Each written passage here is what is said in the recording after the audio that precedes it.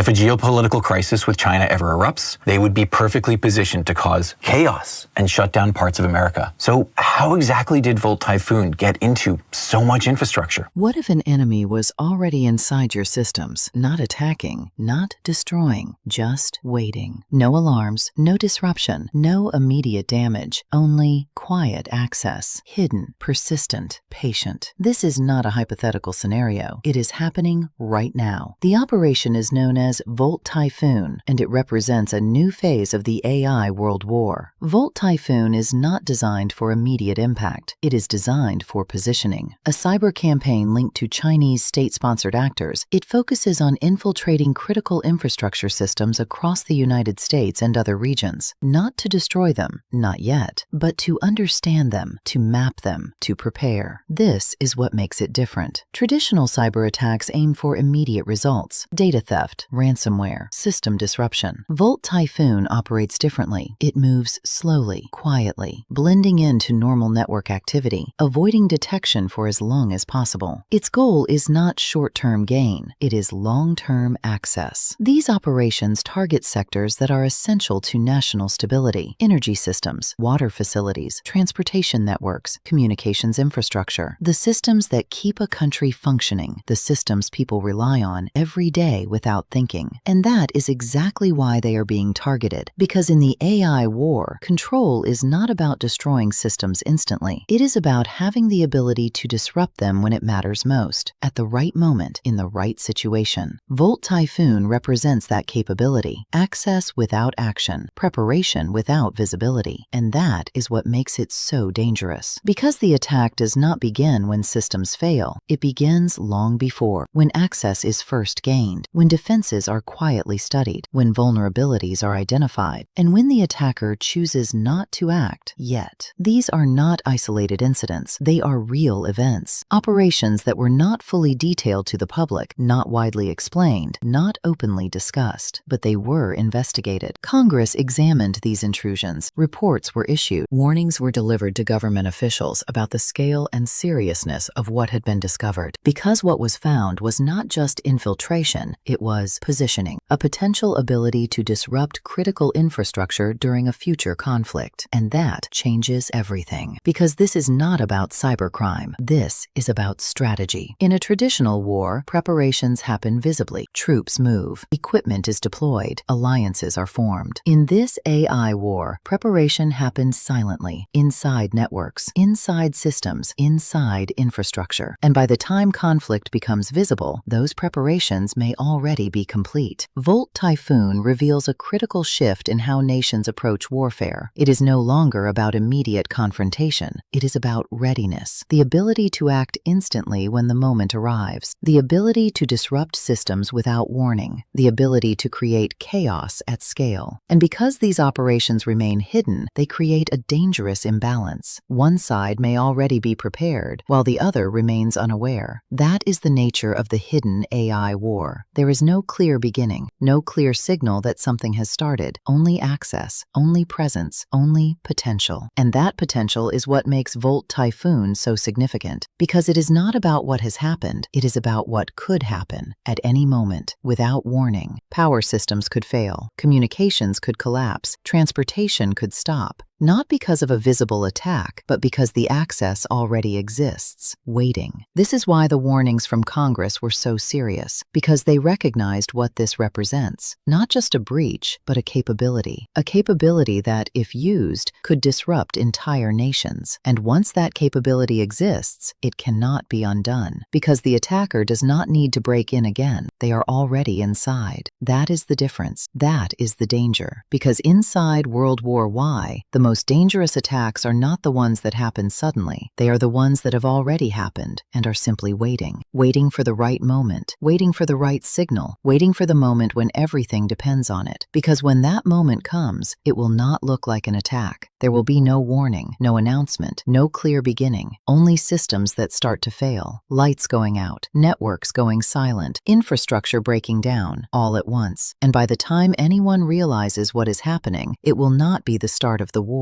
It will be the result. Because in this war, the first move is never the strike. It is the silence before it. And once that silence breaks, it is already too late.